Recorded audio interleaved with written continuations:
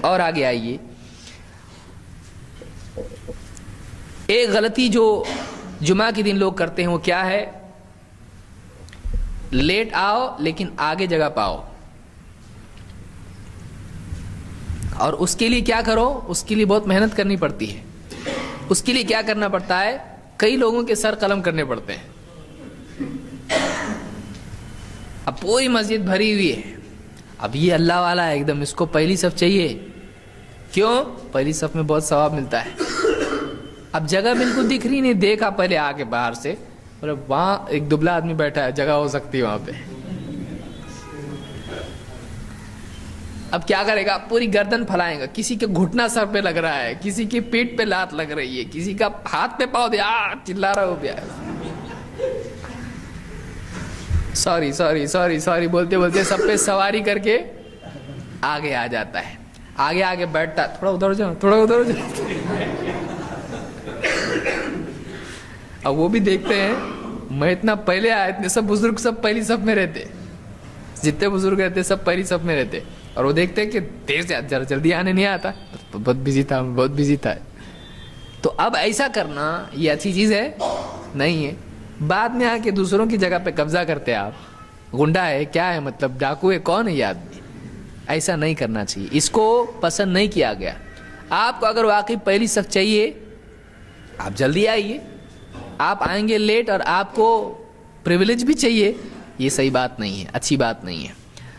عبداللہ ابن بصر رضی اللہ عنہ کہتے ہیں، جاء رجل یتخطی رقاب الناس یوم الجمعہ، ایک آدمی جمعہ کے دن لوگوں کی گردنیں پھلانگتا ہوا آیا مسجد میں، والنبی صلی اللہ علیہ وسلم یخطب، اور اللہ کے رسول صلی اللہ علیہ وسلم خطبہ دے رہے تھے۔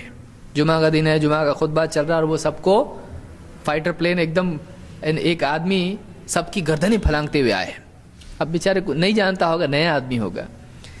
اللہ کے رسول صلی اللہ علیہ وسلم نے فقال له النبی صلی اللہ علیہ وسلم اجلس فقد آذیت، بیٹھ جا۔ خطبے ہی میں آپ نے کیا کیا؟ خطبہ چھوڑ کے آپ نے خطبے ہی میں کیا کہا؟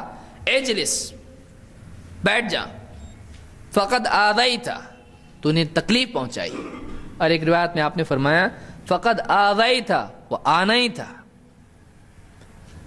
تو نے لوگوں کو تکلیف پہنچائی اور دیر سے آیا، یہ دوسری غلطی ہے۔ یعنی ایک تو دیر سے آیا اور اس کے بعد میں کیا کیا؟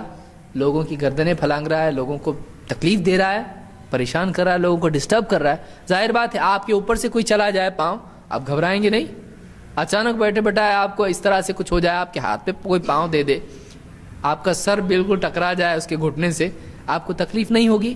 آپ نے کہا تو نے تکلیف دی لوگوں کو، ایک جو کہ صحیح بات نہیں ہے۔ مسلمان کسی کو تکلیف دیتا ہے نہیں، وہ بھی جمعہ کے خطبے میں تکلیف دی۔ دو، وہ آنیتا تأخرتا، تو نے دیری کی آنے میں، تجھ کو جلدی آنا چاہیے تھا، یعنی ابھی خطبہ چل رہا ہے تو اب آیا، تجھ کو جلدی آنا چاہیے تھا۔ تو اس طرح سے آپ نے اس شخص کو ڈانٹا۔